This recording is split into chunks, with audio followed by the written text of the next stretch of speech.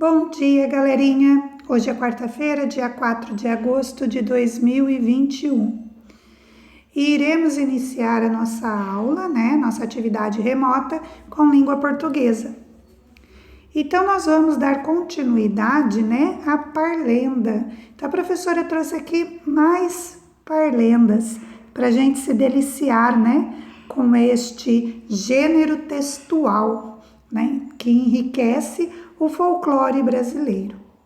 Então, a professora vai ler com vocês a parlenda Lá em Cima do Piano. Tudo bem? Então, vamos lá. Lá em cima do piano tem um copo de veneno. Quem bebeu, morreu. O culpado não fui eu. Lá na rua 24, a mulher matou um gato com a sola do sapato. O sapato estremeceu. A mulher morreu. O culpado não fui eu.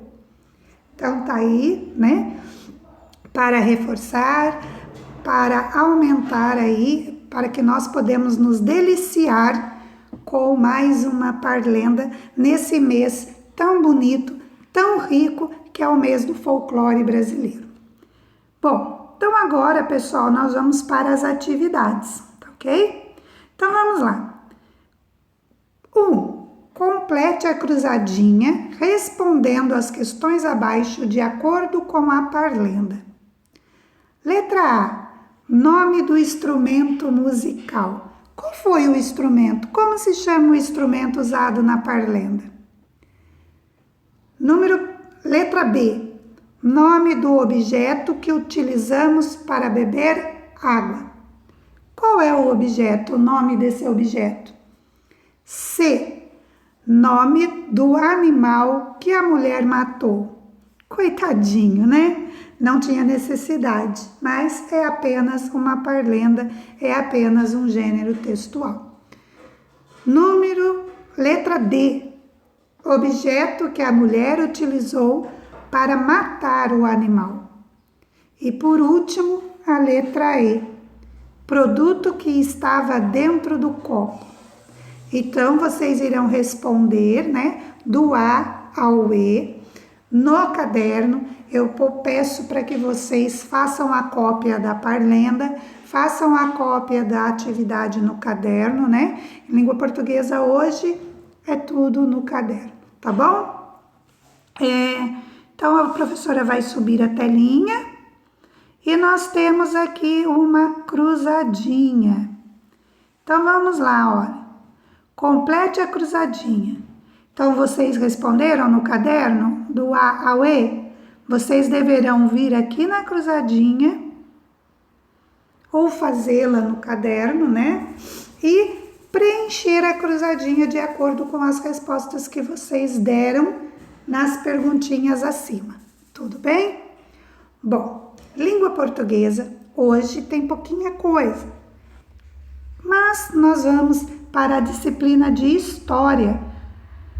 Hoje nós não teremos a disciplina de Ciências, tá bom? Porque Ciências nós trocamos. Vocês já viram lá na segunda-feira com a professora na aula síncrona. Então, hoje vocês verão um pouquinho de História. Mais uma vez, copie o texto no caderno. E o texto que vocês deverão copiar no caderno, deixa eu subir aqui um pouquinho só. É este aqui, olha. O fim da escravidão no Brasil. Bom, nós estamos vendo em História todo o processo, da escravidão no Brasil, assim que o Brasil foi descoberto, ele começou a ser colonizado e os portugueses que aqui moravam começaram a comprar, a fazer esse tráfico de negros lá da África e começaram a trazer para o Brasil para trabalhar aqui nas lavouras de cana, de café, nas usinas, nas moagens aí da cana. Muito bem.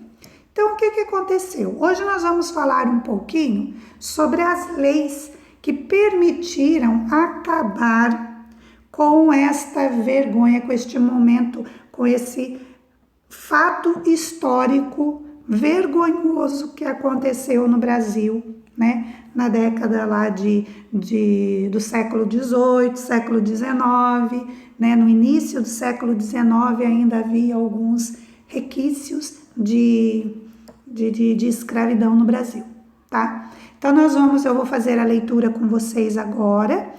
Vão prestando atenção no que a professora vai lendo. Eu vou dando umas pausas para ir explicando para vocês, tá bom? E assim vocês vão se deliciando também, né? Adquirindo um pouco mais de conhecimento sobre este período da história no Brasil. Então vamos lá. A mobilização política e popular pressionou a monarquia brasileira a decretar o fim da escravidão, que ainda assim foi tardia, sendo o Brasil o último país ocidental a erradicar o trabalho escravo.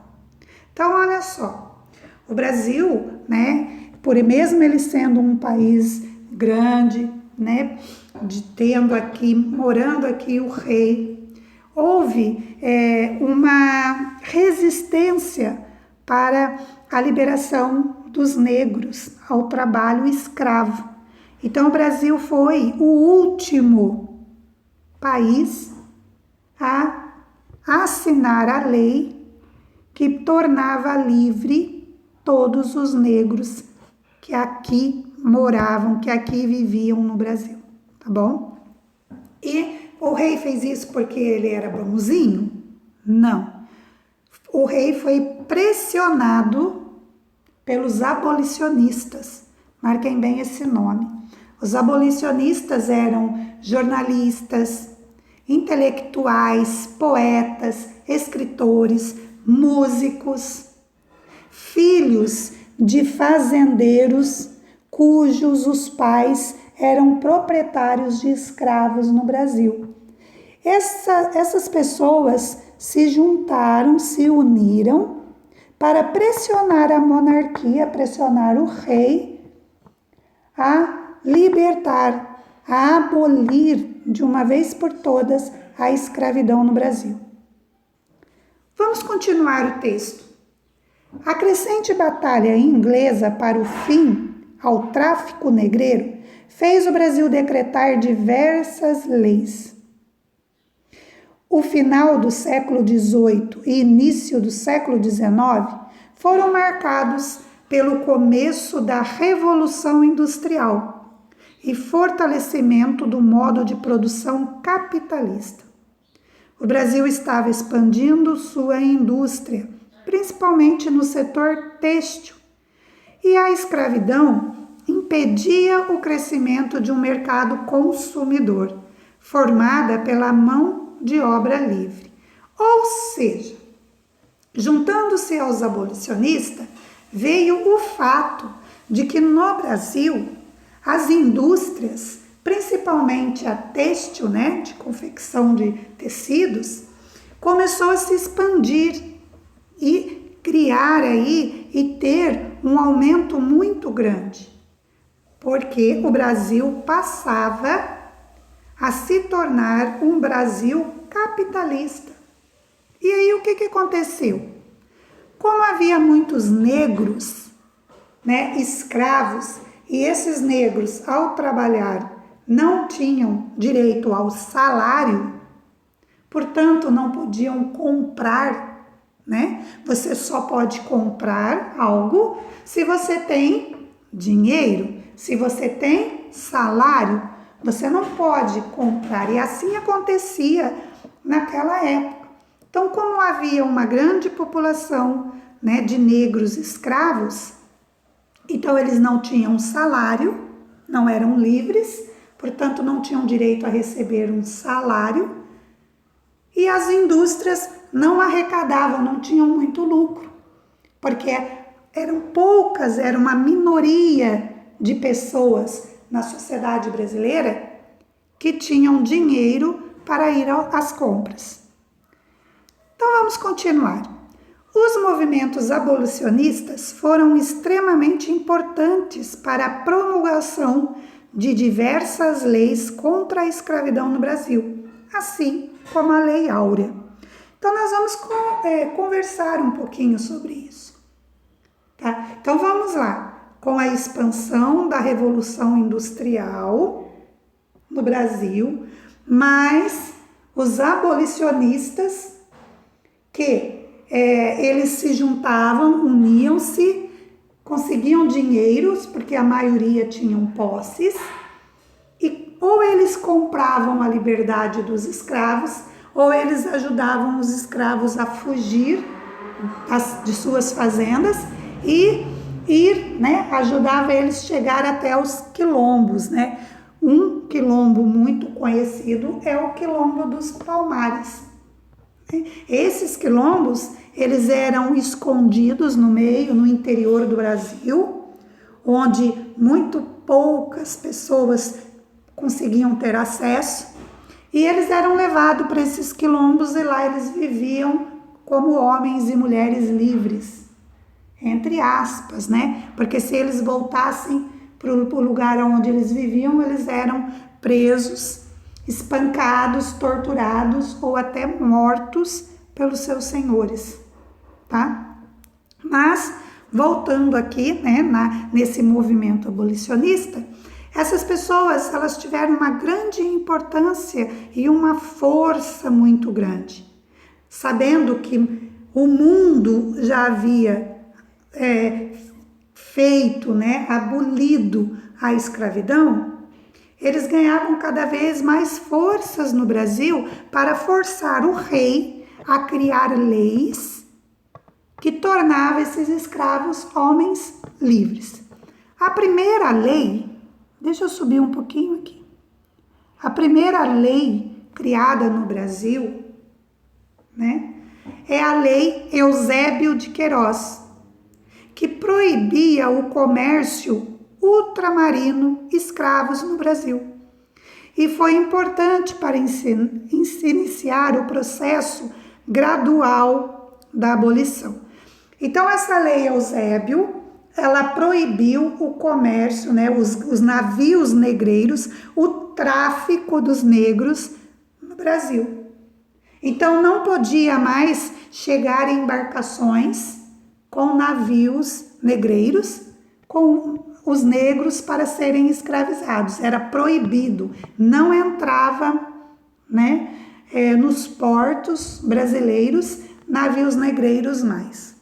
Então, não se podia mais encomendar negros lá da África. Bom, em seguida veio a Lei do Ventre Livre, que concedia a liberdade a partir do dia 28 de setembro de 1871 para todos os filhos nascidos de ventre escravo. Então, a partir desta data, 28 de setembro de 1871, todos os negros, os bebezinhos que nasciam, já nasciam livres. Mas lembrem-se que as mães não eram livres. Então, muitas vezes, os donos desta escrava se desfazia do bebê, porque para ele era prejuízo ter um bebê, ter um filho, um negro livre na sua fazenda. Então permanecia a mãe escrava e o filho nascia livre, tá? Aí, em seguida, mas já foi, né? Já começou a caminhar para a parte positiva, que foi a libertação dos escravos. Bom, depois veio a lei dos sexagenários. O próprio nome já fala, sexagenários. Então, tornou livre, né, em 1885, os escravos com mais de 60 anos de idade. Então, o que eles fizeram até então? Proibiram, a primeira lei proibiu o comércio dos navios negreiros. Esses navios negreiros não podiam mais aportar ali no porto do Brasil, no litoral brasileiro. Muito bem. Depois, houve a lei que tornava livre todas as crianças nascidas a partir do dia 28 de setembro de 1871. Em seguida, eles tornaram livre todos os idosos, né? Todos os escravos que tinham mais de 60 anos. Que naquela época, pessoal, esses idosos eram poucos, porque os escravos morriam antes de completar 60 anos. Porque se eles ficavam doentes, eles não recebiam cuidados médicos. Muitos deles morreram porque não teve acesso à saúde, ao médico, a cuidados médicos. Outros morreram em fugas, outros morreram sendo espancados pelos seus senhores. Então era muito pouca a comunidade idosa. Mas aí veio a nossa princesa Isabel, né, a qual tinha um certo repúdio da escravidão. Ela, uma mulher à frente da sua época, né? A princesa Isabel era uma mulher independente, ela era uma mulher com visão, com ideais políticos, de sociedade, de história. Então, o que ela fez? Ela acabou assinando e colocando fim à escravidão no Brasil, criando a Lei Áurea. E esta lei tornou livre todos os negros. E quando a gente comemora essa lei, que hoje ela é comemorada no Brasil, ela é uma data em que nós temos que refletir sobre tudo, sobre a história do negro, sobre tudo que o negro passou, tudo que o negro viveu no nosso país. No dia 13 de maio de 1888, a princesa Isabel pôs fim à escravidão no Brasil. Ok? Então, a partir daí, todos os negros ficaram livres. Podiam sair das fazendas onde eles estavam e ir viver a vida onde eles bem entendessem. Mas a história vai nos mostrar um outro lado da moeda. Não é simplesmente tornar os escravos, os negros, livres, mas era necessário dar a esses negros, a liberdade, junto com a sua independência financeira, a educação e a saúde, a moradia, a segurança. Será que os nossos negros, assim que houve a libertação dos escravos, tiveram todo acesso a tudo isso? Ou será que a maioria deles se mantiveram nas fazendas que estavam porque não conheciam o Brasil? Tinham medo de sair.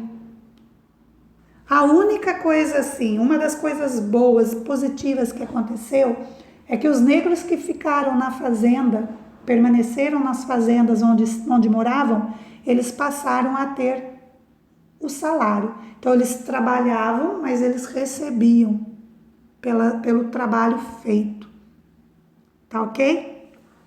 Bom, pessoal, então nós fizemos aí a leitura, a professora fez uma breve explicação sobre a importância dessas leis, né? E, enfim, agora nós vamos para o livro didático de história e vamos agora refletir um pouquinho mais sobre esse fato. Após a leitura do texto, A Resistência à Escravidão, responda no livro as questões da página 61. Então, olha, a professora vai subir a tela, nós vamos fazer a leitura desta página e aí depois nós vamos chegar a algumas conclusões sobre tudo que a professora leu, explicou e o que vocês vão ler no livro agora, tá ok? Então vamos lá. A resistência à escravidão. Assim como os indígenas, era comum os negros se revoltarem contra a sua condição de escravizados. Quando desobedeciam a ordens ou se rebelavam, eram duramente castigados. Um dos seus modos de resistência era a fuga dos engenhos nas fazendas e cidades para se verem livres da escravidão. Entre os escravizados fugidos, havia os que se organizavam em comunidades, geralmente formadas em lugares de difícil acesso, para poder se proteger. Essas comunidades eram chamadas quilombos. Havia quilombos em quase todo o litoral brasileiro e também em algumas áreas no interior do país. Ainda hoje, há no interior e no litoral do Brasil comunidades, vilas e bairros que se originaram de antigos quilombos, pois muitos de seus habitantes continuaram morando no mesmo lugar depois da abolição. Os escravos que moravam nessas comunidades e os descendentes que nelas permaneceram são conhecidos como quilombolas. Então, olha aqui, nós temos a imagem, né, de um negro sendo chicoteado. Então, a aplicação do castigo do açoite, gravura de Jean-Baptiste Debret, em 1834. Debret foi um artista francês que viveu no Brasil entre 1816 e 1831. Os negros escravizados eram amarrados ao pelourinho e castigados com chibatadas. Muitos apanhavam até a morte. Tá, pessoal? Então, olha só, isso vem reforçar, né, vem complementar tudo o que a professora explicou para vocês, né? Os índios, os negros, eles, assim como os índios, eles se revoltavam também. Porque ninguém nasce para ser escravo. Todos nós nascemos para ser livres, donos dos nossos atos. Temos a liberdade, né? Mas eles, nessa época aí, né, eles eram escravos. E quando eles tentavam fugir, quando eram pegos, acontecia esses castigos terríveis com eles. Bom, então depois que vocês fizeram a leitura sobre, né, a criação dos quilombos, vocês irão responder as questões 1, 2 e 3. Deixa eu subir aqui um pouquinho. E aí vocês vão pôr a resposta, né? Através, de acordo com o que está no texto, vocês vão responder. Por que os negros escravizados se revoltavam? O que eram os quilombos? E por último, discuta com seus colegas. Por que os quilombos eram importantes para os negros escravizados? E o que significa ser um quilombola hoje em dia? Para responder esta questão B, do exercício 3, vocês vão ter que pensar o seguinte: como que vive os quilombos hoje? Quem mora nesses quilombos? Tá? Então, é através destas perguntinhas que vocês vão responder a B aí. O que significa ser um quilombola hoje em dia? Tá? Pode morar qualquer pessoa lá no quilombo? Se eu for lá para o quilombo dos Palmares, eu vou conseguir morar lá, viver lá e todo mundo? Ou será que eu vou ter que ter uma descendência? Eu vou ter que ter algo que mostre que mas que algum antepassado meu veio da África, viveu a escravidão. Será que os meus antepassados, algum deles tem origem africana? É da raça negra? Então, tudo isso a gente tem que pensar antes de responder a questão B, tá bom? Do exercício 3. Bom, e agora, né, chega ao fim, eu vou voltar um pouquinho aqui no texto, tá? Então, nós chegamos ao fim de mais uma aula remota. Eu espero que todos tenham gostado, compreendido, pensado um pouquinho, né? Se colocado no lugar dos nossos irmãos antepassados, né? E ver o quão triste foi e a luta dos abolicionistas para tornar livre todos os homens que aqui residiam no Brasil. Tá ok, pessoal? Terminando as atividades, envie foto para a professora, tá ok? E lembrando que eu estou online aí até 11h30 para tirar as dúvidas de vocês em questão ao conteúdo de hoje, tá ok? Então fiquem com Deus, até amanhã, nossa aula síncrona, né? Quinta-feira a gente tem aula síncrona, às 8 horas da manhã. Então não percam essa aula também, que ela vai ser muito importante para vocês, tá bom? Um beijo no coração de cada um, fiquem com Deus e até amanhã, se Deus assim nos permitir. Um beijo a todos, tchau, meus queridos.